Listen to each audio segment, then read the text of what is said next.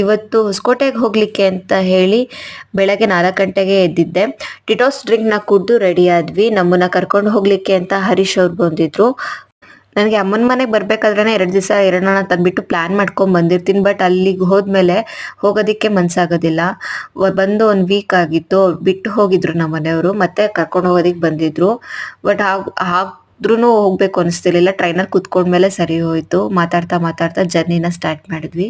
ಎಲ್ಲರೂ ತುಂಬಾನೇ ಬೆಚ್ಚಗೆ ರೆಡಿ ಆಗಿದ್ರು. ಬಟ್ ಆದ್ರೂ ತುಂಬಾ ಆಚೆ ಚಳಿ ಇತ್ತು. ಚಳಿ ತಡ್ಕೊಳಕ್ ಆಗ್ತಿರ್ಲಿಲ್ಲ. ನನಗೆ ಆಚೆ ಈ ಥರ ವಿಂಡೋ ಸೀಟಲ್ಲಿ ಕುತ್ಕೊಂಡು ಟ್ರಾವೆಲ್ ಮಾಡೋದಂದ್ರೆ ತುಂಬ ಇಷ್ಟ ಆಗುತ್ತೆ. ಫ್ರೆಂಡ್ಸ್, ನಿಮ್ಗೂ ಹಾಗೆ ಅನ್ಸುತ್ತಾ?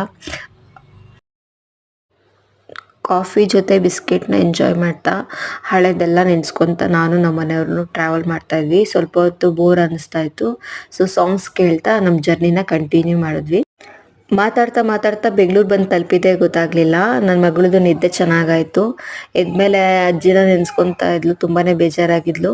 ಮನೆಗೆ ಬಂದ್ಮೇಲೆ ಏನು ಮಾಡೋದಕ್ಕೆ ಇಂಟ್ರೆಸ್ಟ್ ಇರಲಿಲ್ಲ. ಸೊ ಅದಕ್ಕೆ ಹೊರಗಡೆನೆ ಆರ್ಡ್ರ್ ಮಾಡ್ಕೊಂಡು ತರಿಸ್ಕೊಂಡು ತಿಂದ್ವಿ. ಸೊ ಫ್ರೆಂಡ್ಸ್, ಇವತ್ತಿನ ಬ್ಲಾಗ್ ಹೀಗಿತ್ತು.